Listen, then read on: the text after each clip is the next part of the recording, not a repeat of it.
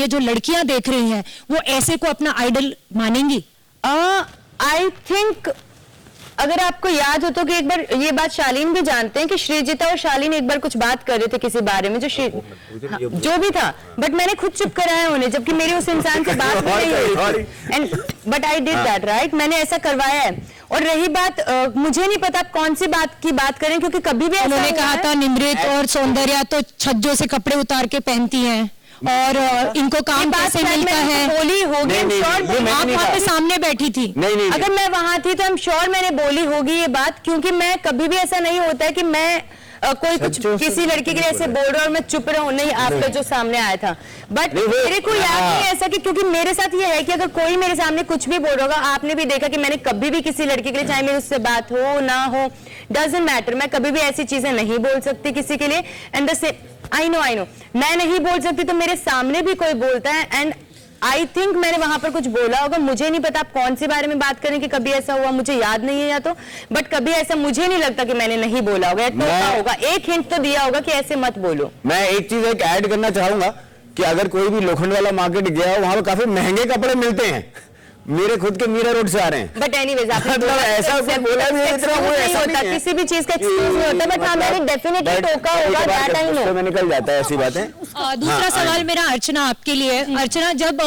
आपको अंकित गुप्ता को बाहर निकालना था घर के, तो उस समय आपके आंखों के तारे बन चुके थे शिव ठाकरे, आपको उनमें अचानक से विनर क्वालिटी दिखाई देने लगी थी, आप रितेश देशमुख के सामने, जिनीलिया के सामने आपको ऐसा लगता था कि शिव ठाकरे जो है वो विनर होने चाहिए, विनर क्वालिटी होनी चाहिए, लेकिन फिर बाहर से जनता आई, आपको उनकी फैन फॉलोइंग दिखी और अचानक वो आपकी नजरों से ठश गिर गए। सेम चीज MC स्टैंड के लिए भी हुई, सेम चीज प्रियंका के लिए भी हुई, तो क्या ये कह सकते हैं कि आप दूसरों के सक्सेस से थोड़ी सी इनसिक्योर हो जाती हैं? नहीं, ऐसा कुछ भी नहीं है। अरे तुम कोई ना क्वेश्चन पूछो भैया, हमसे पूछा क्वेश्चन, हमसे पूछा, हम बताएंगे। स्टैंड बोलता है ना कि गेम सीख लिया है, ये गेम है और वो यही चलेगा, 2 महीने यही चलेगा, ठीक है। तो पहली बात तो नहीं, ऐसा कुछ भी नहीं है, ये लोग अच्छा कर रहे हैं जैसा भी था, और उस टाइम पे आई थिंक मुझे सीरियसली याद नहीं है कि मैंने ये बोला था कि शिव ठाकरे विनर बनेंगे, मैं कभी, मुझे नहीं लगता मैंने बोला था क्या।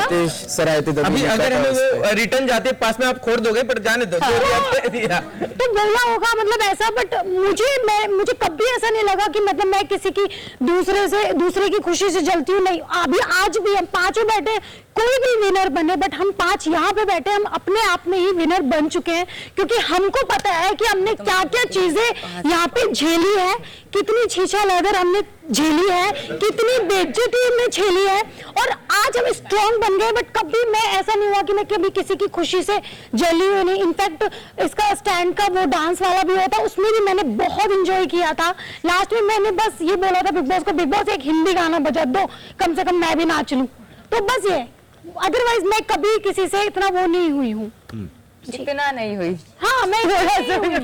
नहीं, थोड़ा सा भी क्या है, मैं कभी किसी की खुशी से नहीं। हाय, गुड इवनिंग, मेरा नाम कोमल है, मैं PTI से हूँ। आप सभी के लिए सवाल है, कुछ ही दिन बचे हैं अभी फिनाले के लिए, क्या फीलिंग्स आप लोग के लिए अंदर? और दूसरा सवाल अर्चना आपसे, आपने कुछ दिन पहले कहा था कि निमृत जो है वो अनडिजर्विंग है,